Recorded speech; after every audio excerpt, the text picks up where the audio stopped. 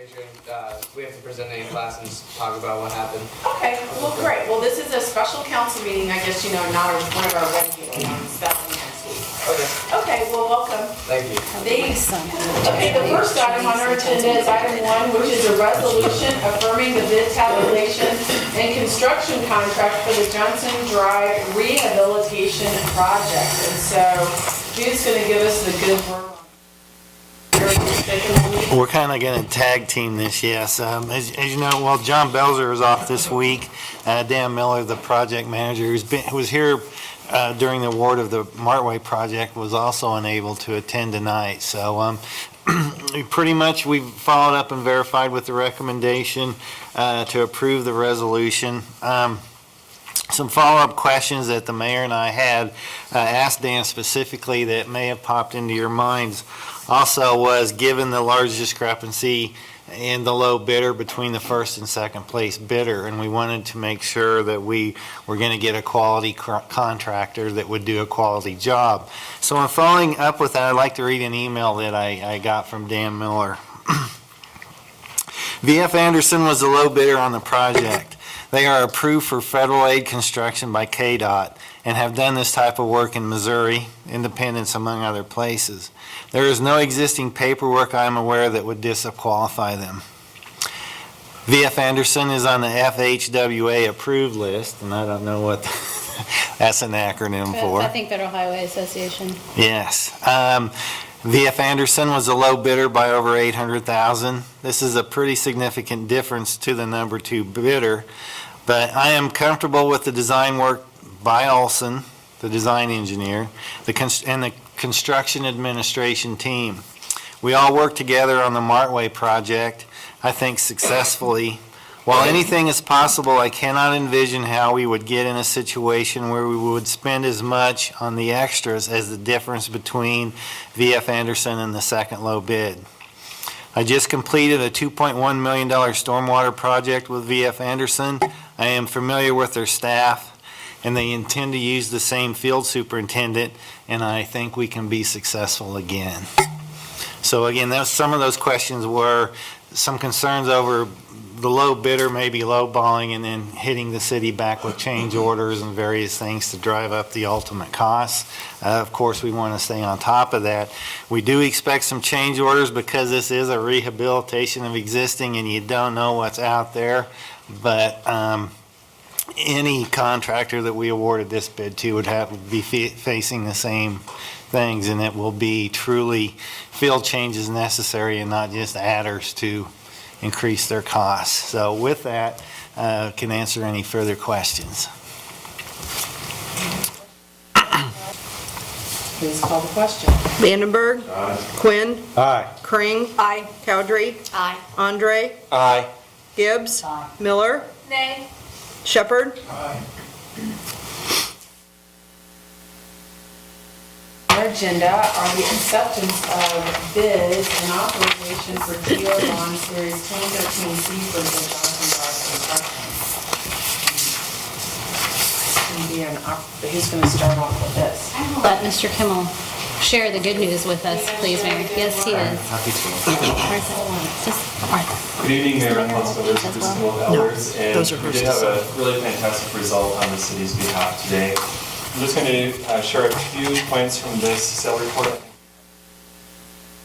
If we'll turn to the first page, which is on the back of the cover, you'll see a lot of data, but what I'll point out is that first and foremost, the city's credit rating was upgraded as a part of this process from Standard & Poor's AA-, one notch up to Standard & Poor's AA with a stable. I'll talk a little bit more about that in a moment. But what is really key about the bond issue itself is that we received 12 bids on your behalf at 10 o'clock this morning. Those bids are on the bid tabulation that follows the summary page. And those bids came from underwriting firms located in 9 different states. So it was really a tremendous outpouring of interest in the bond issue. The low bidder was BMO Capital Markets. They're desk out of Chicago. This is the Bank of Montreal, and they bought Harris Bank, which used to be a big Chicago bank. The largest presence in the Midwest. The true interest rate on the bonds in BMO's winning bid is 1.88%. We had projected 2.1%, so this is roughly 22 basis points better than projected, which means lower annual service for the city, which is a great outcome. And what's really, I think, significant here with both the number of bids you received and the interest rate is that this is also with the more aggressive call feature that we discussed at the Finance and Admin Committee meeting last month. If you'll recall, we discussed about structuring the bonds for a different duration, or having a more aggressive call feature. And the Finance and Admin Committee decided to leave it at 10 years for the amortization, but to have a call after 6 years. So that's how we offer the bonds. The bonds will be callable as of September of 2019, any date thereafter. And even with that somewhat more aggressive call feature, we still had a lot of bidders and very aggressive interest rates. So great outcome both with the debt service you'll be paying and the flexibility you'll have in the future. There's some more statistics. I won't go through all of those. I would just note then the next few pages show all of the bids. I would like to just point out the BMO bid because we're seeing a trend towards premium bids right now, and we've seen this before, but this is where underwriters will offer you more money for your bonds than the par amount of the bonds. And so the reason they do this is they want higher coupons than the actual yields on the bonds. So you'll see with the BMO bid, they bid, and that's the first one on this page, you can see they bid coupons ranging from 2 to 2.5%, right? And you might say, but wait a second, our true interest cost is 1.88. And that's because they actually offered you more than $4,590,000 for the bonds. They were altogether, in premium and discount that they didn't take, was about $110,000 of extra money.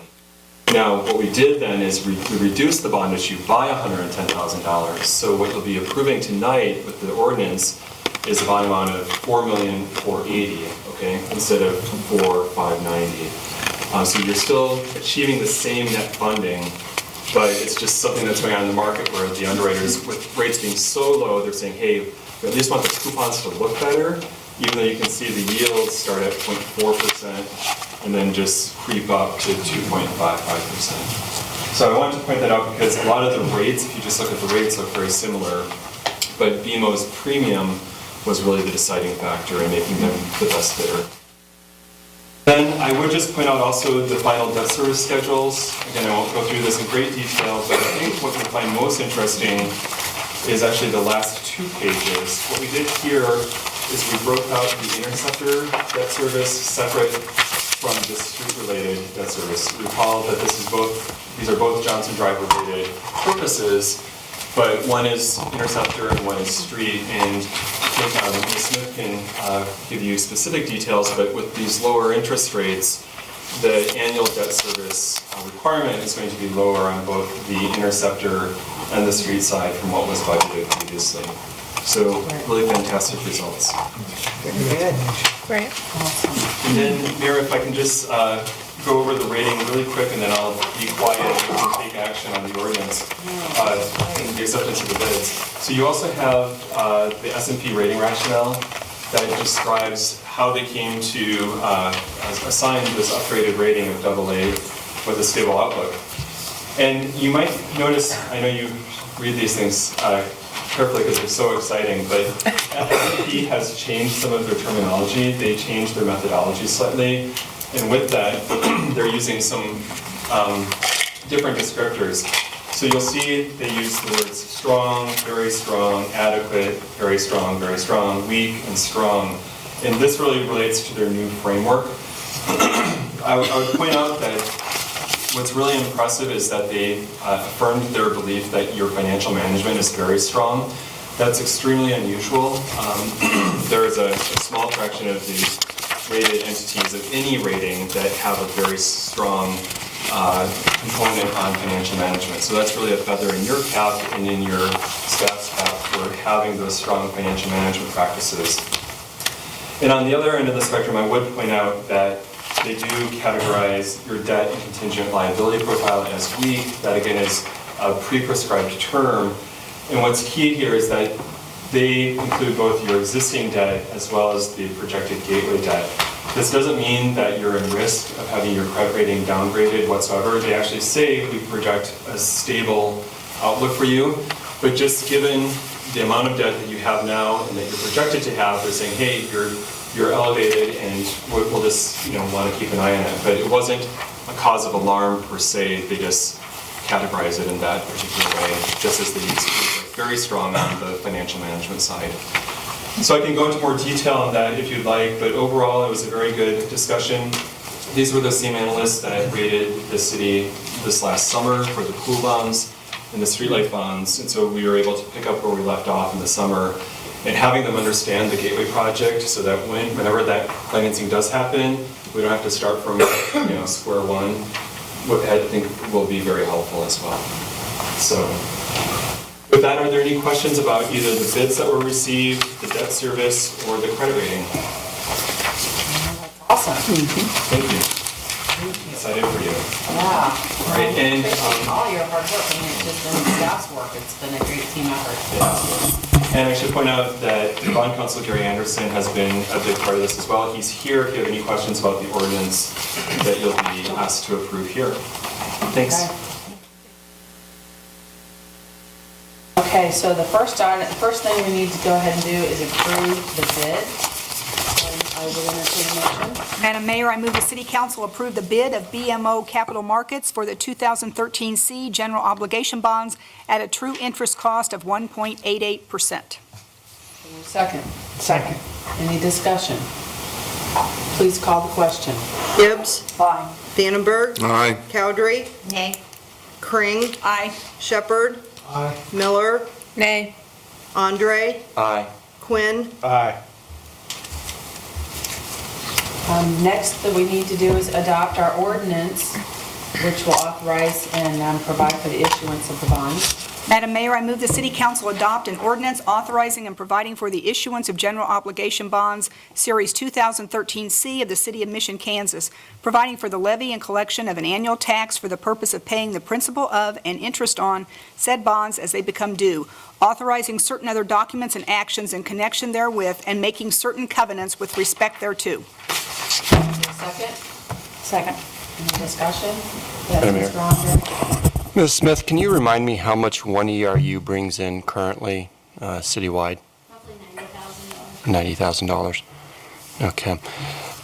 I just wanted to make the comment and share that I still have the same concerns that I've had previously, that the money being used to pay for these bonds is coming from, on the street side, money that's allocated over the next 10 years for other maintenance projects, which will now be, in my opinion, left unfunded until this council finds money to fund those.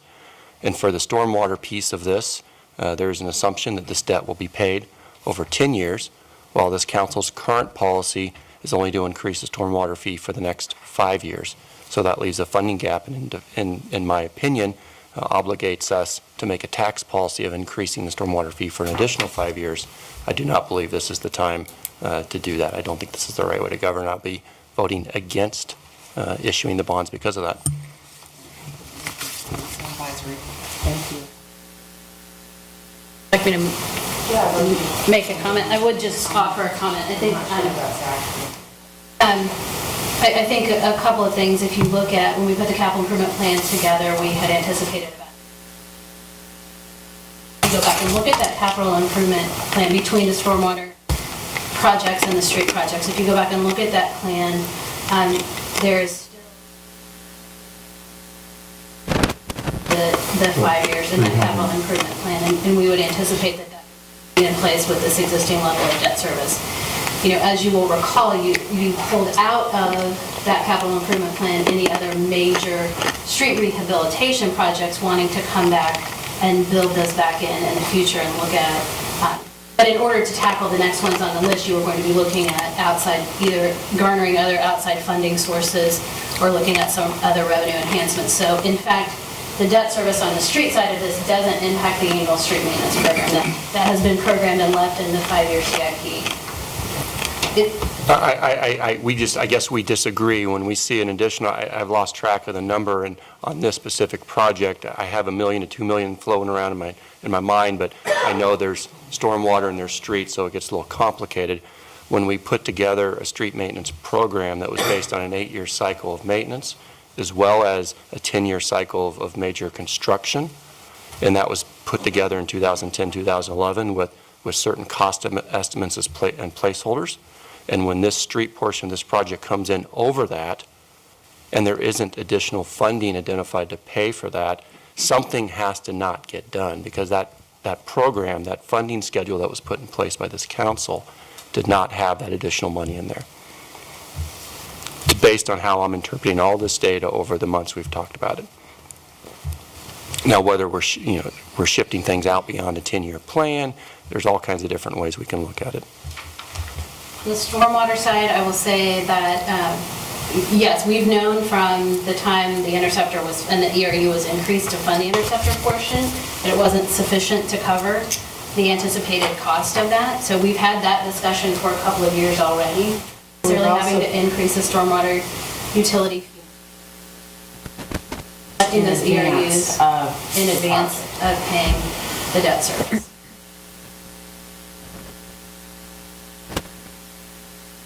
Okay, all right, any other discussion? Please call the question. Miller, Nay. Andre, Nay. Vandenberg, Aye. Shepherd, Quinn, Aye. Cowdery, Nay. Kring, Aye. Gibbs, Aye. All right, then we'll need a resolution. Madam Mayor, I move the City Council approve a resolution prescribing the form and details of and authorizing and directing the sale and delivery of general obligation bonds, Series 2013C of the City of Mission, Kansas, previously authorized by an ordinance of the issuer, making certain covenants and agreements to provide for the payment and security thereof, and authorizing certain other documents and actions connected therewith. Second, Second. any further discussion? Please call the question. Gibbs, Aye. Cowdery, Nay. Kring, Aye. Vandenberg, Aye. Quinn, Aye. Miller, Nay. Shepherd, Aye. Andre, Nay. All right, we don't need to have an executive session this evening, so the next item on our agenda is adjournment, so I would entertain a motion. Who's everybody looking at me? Motion to adjourn. Second. All those in favor? Aye. Opposed? All right.